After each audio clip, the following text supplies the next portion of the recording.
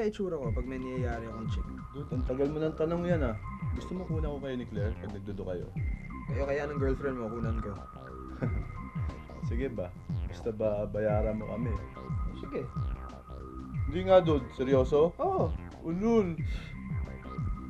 Pero seryoso gusto talaga mapanood sarili kong binabanatan on screen eh. Diba parang yun yung ultimate porn.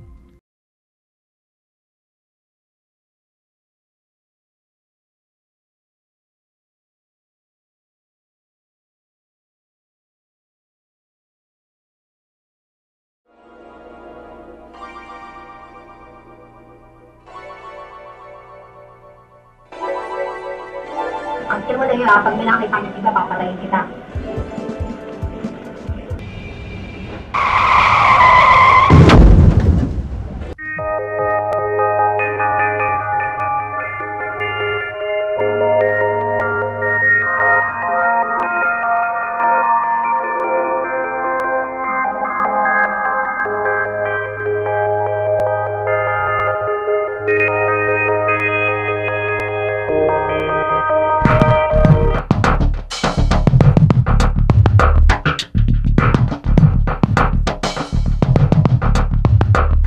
Pornography sa media.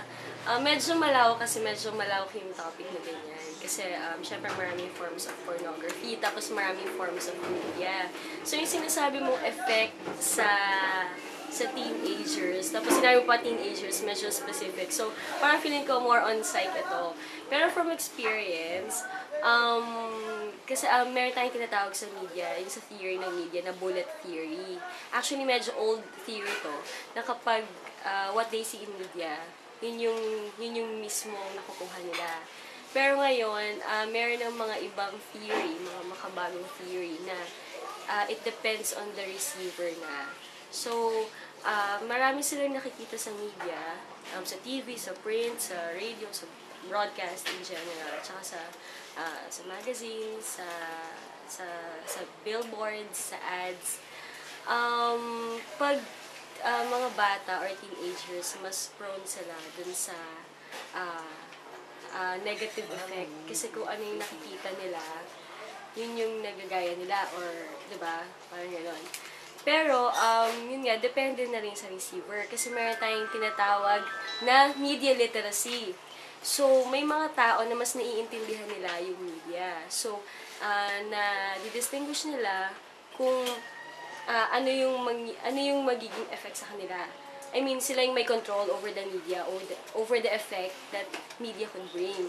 Pero sa teenagers,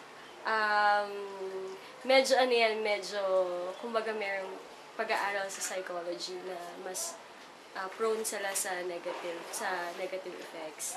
Pinalapit mo yung mga kabataan. Yun ay hindi dapat makita ng mga kabataan na mag-trace pa pataas, yung mga panunapiyang malabas, Hila isip kami. Kasi na yun sa nakakasira sa kabataan. Malaking epekto ng pornografiya. Sa katunayan, ito ay nakakapagbunsod ng ika nga tinatawag nating arousement sa isang bata. Sapagkat dahilan na rin sa tawag ng laman. Sa isang banda, masasabi ko rin na ang epekto nito ay kayang lasunin ang moralidad ng isang tao o isang individual. Bilang kabataan, napakalaking epekto sa aming mga kabataan yung pornografiya.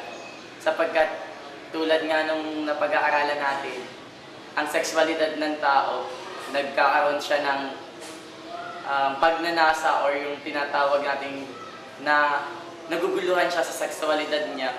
Kaya humahantong yung iba sa pornografiya kung saan na naiengganyo nila or nasasayahan sila sa ginagawa nila. Napakalaking epekto nito sa mga kabataan kasi madami itong epekto tulad ng premarital sex at early maagang pag-aasawa.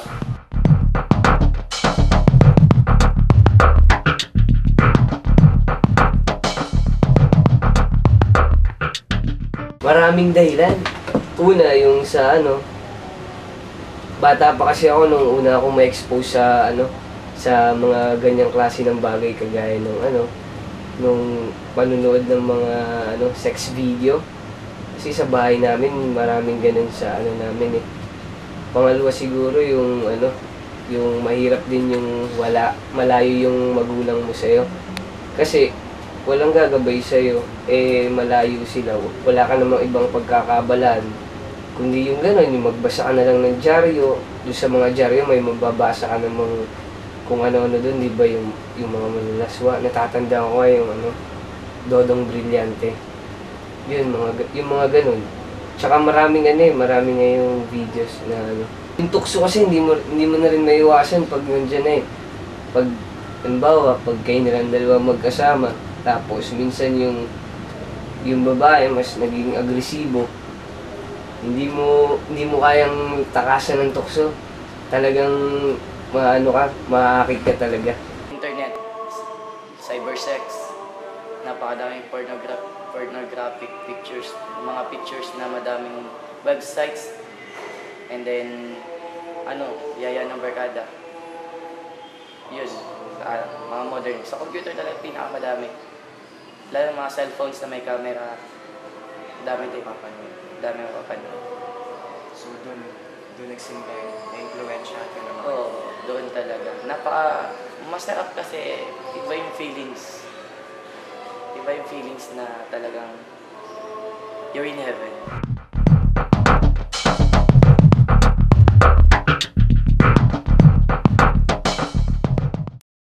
Evil. Hindi naman natin sabihin evil, di ba? Parang medyo pangit yung term. Pero sinabi mo na yung term na porn, it's a negative word ito. So, yeah, for me, it's evil. Ito ay evil. Hindi natin kampo ng demonyo, no? Evil yan. Evil ang pornography.